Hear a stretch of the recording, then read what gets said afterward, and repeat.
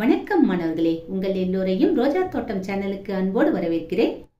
8ஆம் வகுப்பு தமிழ் பாடம் அயோத்திதாசர் சிந்தனைகள். இந்த பாடத்துக்கான வீடியோவை நாம ஏற்கனவே போட்டிருக்கோம். ஏற்கனவே போட்ட வீடியோல குருவினால முதல் கேள்வி அயோத்திதாசரிடம் இருந்த 5 பண்புகள் யாவைன்னு நாம போட்டிருப்போம். ஆனா இந்த வருடம் புதிய பதிப்புல அந்த கேள்வியை எடுத்துட்டு அந்த கேள்விக்கு பதிலா வேற கேள்வி கொடுத்திருக்காங்க.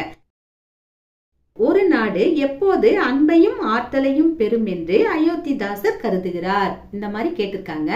இந்த கேள்வியிலேயே நாம ஒரு சின்ன மாற்றம் செய்தாகணும்.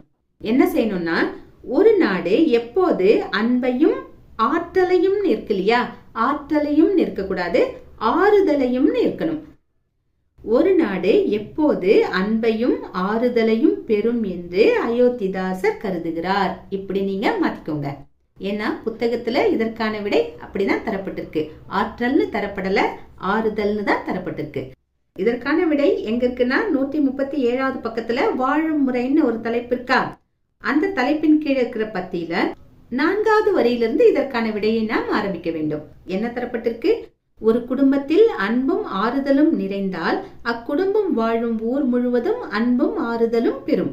ஊர்கள் அன்பும் ஆறுதலும் பெருமானால் நாடு முழுவதும் அன்பும் ஆறுதலும் பெற்று திகழும் என்பவை அயோத்திதாசரின் கருத்துகள் ஆகும். நான் ஏன் ஆற்றலை ஆறுதல்னு மாத்த சொன்னேன்னு இப்போ உங்களுக்கு புரியுதுங்களா? இந்த 3 வரியையும் நீங்க எடுத்து எழுதணும். ஏற்கனவே போட்ட அந்த வீடியோவோட லிங்கை நான் கீழே அட்டாச் பண்ணிருக்கேன், போய் பாருங்க.